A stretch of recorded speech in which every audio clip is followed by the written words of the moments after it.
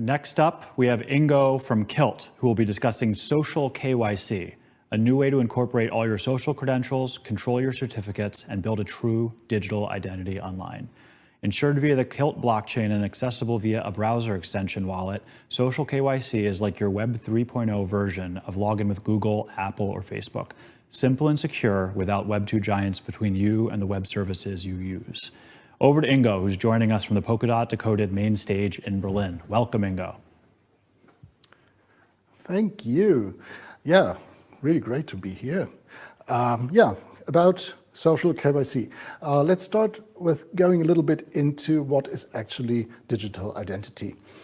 Digital identity consists of basically two things. One of them being credentials. This is basically attributes of a user, so the ability to do something or the right to do something or the duty. And those credentials are collected and they are all connected to one identifier. So an identifier together with a lot of credentials actually makes up your digital identity. Now, when we look into the internet as it is today, starting in 2000 basically, we see that this is centralizing very much. The biggest identity providers are actually Google and Facebook and Apple and all those companies actually. And that might be a bit of a problem because when we look at it from a technological side, it looks like this. This is very much platform-centered, as you see.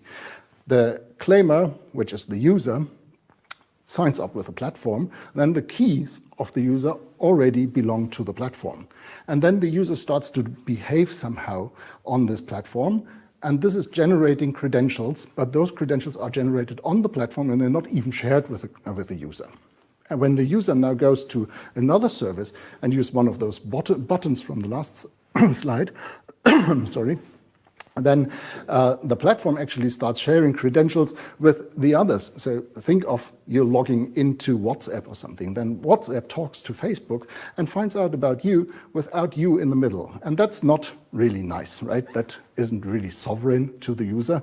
And it has lots of other problems, like this is a honeypot for hackers. This is doing centralization. This is building monopolies. This is things that we actually don't want. So we can say this is not good. But when it is not good, why is it then so widely adopted? And the reason for that is it is practical. It is convenient for the user. So if we want to change it, we have two challenges. One challenge is first build a technology which is better, but then make this technology so accessible and so easy to use that people will actually switch from the one thing to the other. When we make it complicated, they will just stay there, right? So, from the technological side, actually we are in quite good shape because people were starting to work on the Web3 a couple of years ago. We have IPFS already since 2015. We have the Decentralized Identity Foundation since 2017. We have Kusama and Polkadot, which are the foundation for building blockchains which can concentrate on doing one thing well, which is definitely needed for identity because it needs high throughput, it needs reasonable cost and all those things. And now we are at the point where those blockchains actually start to go live. So we have Kilt as a blockchain for digital identity, and we have applications on top of that, like the social KYC service and like Sporon. And all those things are actually launching in 2021. So what will a digital identity look like in Web3? We re-empower the user. We have the user in the center right now. Trusted entities, we call them attesters, are sending their credentials to the user. The user stores the credentials, has control over the credentials and also over the keys. And then if the user wishes, she can share some of those credentials or parts of the credentials with services and verifiers. So this gives the power back to the user. Of course, the whole thing is held together by a blockchain down below, as you see. Now, as said, the user is holding her keys and he's holding her credentials. Well, how does she do that? They are definitely not on the blockchain because they are with her, right? So we need an application for that. That's the first application I'd like to talk about a bit. It's called Sporon. And the Sporon is the kilt wallet. By the way, the little purse that people wear in front of their kilts is also called Sporon. This is where the name comes from. So what is a Sporon? It is a kilt wallet. On first sight, it behaves like a normal crypto wallet. It creates accounts, it shows you balances, it can initiate coin transfers. But on second look, it is very much unlike a crypto wallet because it can also create DIDs and store those DIDs on the Kilt blockchain. And it can store and maintain and sign and share credentials for you.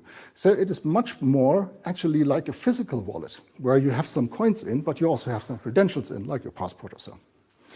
So we're moving a little bit more into the real world here. So first thing we do when we have a Sporon is obviously that we create an account and that we generate a DID. And this DID is generated locally. You don't have to share it with anyone, but you can share it. You can also anchor it on the blockchain. I'm not going to go into the details of how DID actually work. There's going to be a Substrate seminar on June 1st, I think. Maybe someone puts in the chat the link to that. Some devs are going to explain exactly what's happening, how this is working, and how they've implemented it. Okay, now we have the DID. Now let's add some credentials to that. And this is what social KYC is good for. Social KYC, you all heard about the term KYC probably, is know your customer. This is what you need when you sign up for a bank account or something. I don't want to question this process. It is okay and is very useful in lots of use cases. But there are many use cases where the normal KYC or the government issued credentials KYC is actually not so useful. Just imagine I want to play an online game with some guy in China, and I want to make sure that I'm playing with the right person. So will it help me to see his passport? Probably not. Will it help me to find out where he lives? Probably not. What I'm interested in is that this is the guy I know from Twitter. I'm interested in that this is the guy with this email address. I'm interested in this is the guy with the Discord account that I know, right? So in the internet, we can prove our identity in a little bit different way than with the government-issued credentials. And this is what social KYC is for. Social KYC can be used by people to prove their control over their social network accounts or over the email address or phone number or something. When this is proved, the user receives a verifiable credential and stores it in the Sporon, and then can show it to multiple services like gaming labs, maybe in the future also exchanges.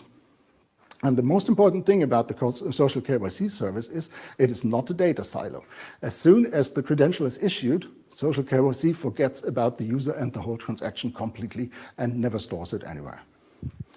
So how does that work on a technical level? Well, we have the user already here. The user has her Sporon. She also has a DID. She also has already 3 verifiable credentials, and now she wants to have something validated by social KYC. So, for example, her email address. So she sends her email address to social KYC, and then social KYC, sorry, wrong click. Then social KYC issues a small challenge for her, which would be, we just sent you an email. This email has a link. Please click on the link to prove that you really control this email account. The user sees that, goes in her inbox, clicks the link, so completes the challenge. And of course, social KYC monitors that and sees that the link is clicked. And when the link is clicked, obviously, this user controls this email account. Social KYC can then make a hash of a credential, put it on the Kilt blockchain, and also mark it as valid. As a last step, or last but one step, a social KYC will issue the credential to the Sporon of the user. The user can then check the validity of her credential on the Kilt blockchain, and social KYC can forget about the whole process. So now the user is in possession of this credential, and now she probably wants to show it somewhere. So she interacts with the service. That could be a newsletter site or something, so she wants to sign on there. And the service asks her, do you have an email credential? And the Sporan pops up and says, yeah, we have an email credential. Do you want to share it? And then the user signs it, and the Sporan sends it over to the service. So the service can now look it up on the Kilt blockchain if there's the hash of this credential, and if it is valid. And if it's valid, then the whole process is through. So that's how it is. Very easy, actually. Let's have a small look how this looks in practice. So first, we do the process of adding a social KYC credential. So first thing that you see here is a browser. This browser has, on the upper right corner, there's a little blue thing. This is the Sporan extension, which is already installed here. And the user goes to a website where the social KYC service is, and now wants to have his email credentials. So I want my email credential now. So I click on email. This drops down a bit. I can put my name and my email address in here and say request attestation. So when I request the attestation, the service, social KYC, starts to communicate with my browser, and the browser pops up the Sporan extension. And I see already, I don't know if you can see that, and this is an email credential. It's for ingo@kilt.io. It is signed by social KYC, and I can now give it a name.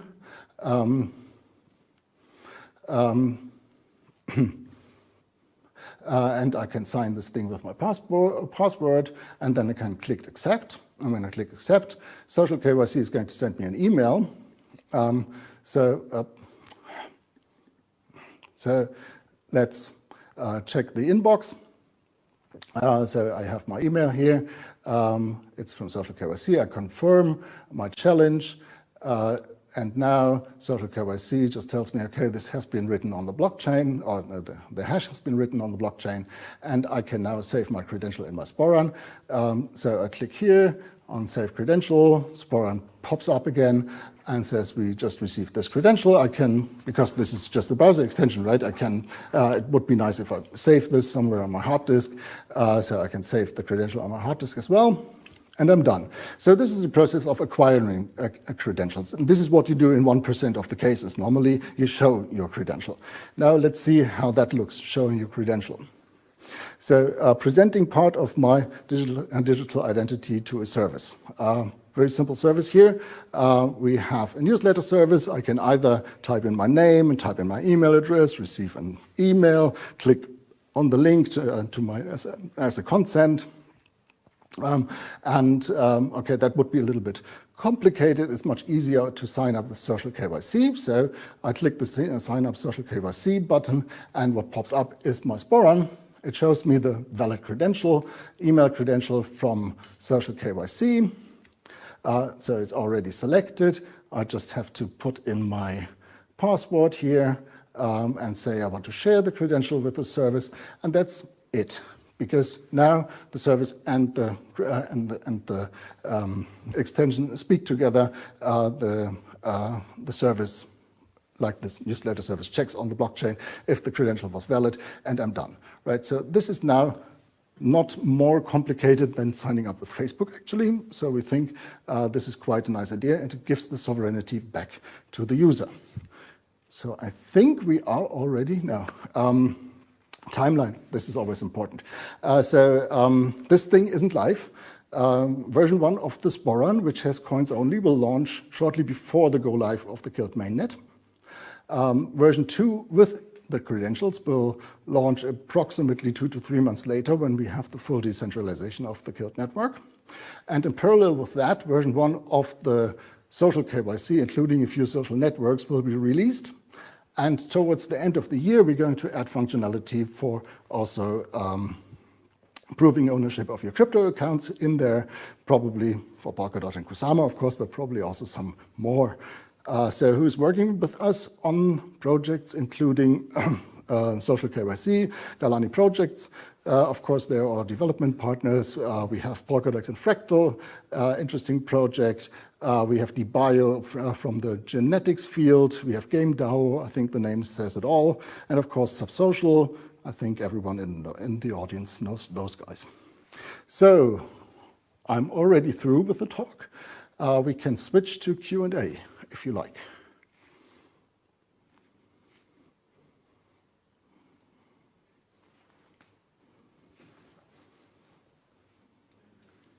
Thank you very much, Ingo. We have a few questions here in the chat. I think the first question here is interesting, actually from Brian, our DJ. How do you, what's your adoption strategy for social KYC? And I think maybe you can maybe also talk about sort of, I don't know if say competitors, but other like sort of Web3 login solutions that are in the marketplace now. How are you looking at rolling out social KYC to a larger user base?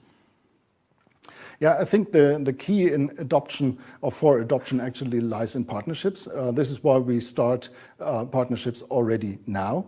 And everyone with cool projects which might need social KYC is already invited to talk to us, and we are going to open up the interface, of course. It's all open source, so that people can start interacting and spreading the word about that, because we think there's a lot of use cases actually out there for social KYC. We just have to find them, or they have to find us. Right? So this is basically the adoption strategy. Like every good open source project, we do it via corporations. Yeah, for sure. So there's already some sort of base level identity functionality being built into Polkadot, whether there's the registrar system or other existing sort of identity features. Are you using or extending any of those? And if not, sort of what was the design decision in building it all within your parachain? Well, the things which are implemented inside Substrate are not the standards, DIDs, and verifiable credentials.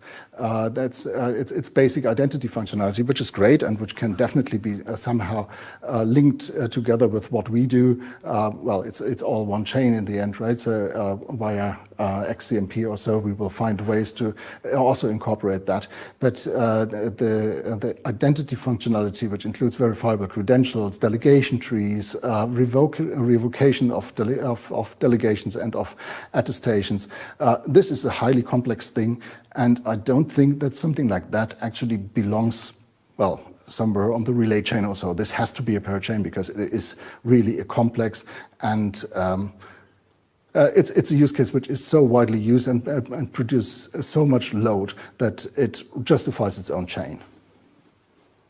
Yeah, someone else in the chat asked, so this sounds like an amazing thing. It should be a common good? And I think, I mean, correct me if I'm wrong, but I would push back against that and say a common good chain, because you generally have to use DOT or KSM on that chain. It's not necessarily a model that is cut out for the token economics of something like this. Is that right, or what are your thoughts around that? That's a complex question going into the token economics. We have some, I think, quite good ideas about how you can make token economics around that. But the guy who asked the question is definitely right. It is something where those credentials or saving those credentials on the blockchain cannot be extensively expensive, right? Because then people just can't use it, or people just won't use it. If storing my credential on the blockchain or storing the hash costs like 20 euros or something, then people probably don't want to accumulate many credentials. Because when you look at the whole credentialing business models, the real work is done by the attester, because the attester has to find out if the attestation should be issued or not. This is real work, and this work has to be paid.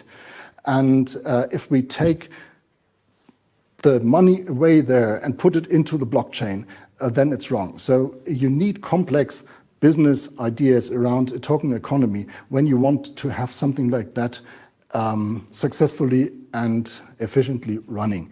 And we put some of those ideas in there, but we have also seen projects in the past, not saying names, which worked in the field of identity and were not really successful. And I think we learned a lot from them, and we make it a little bit different. Yeah, identity is a very hard problem and a crucial one to solve. Sort of interested in sort of where you think sort of building off social KYC, where it can go sort of beyond just web logins. There's a couple people asking about the potential sort of nation state implications if something like this really gains adoption. Where your thoughts are in terms of like what this could actually be expanded towards, like just a broader digital ID, either whether it's for a business to run for their employees or for a nation state to integrate into the way it manages a citizen's engagement with its government. My feeling is that nation states will probably need a couple of years, if not to say decades, to adopt a system like that. That's probably not what we should look at.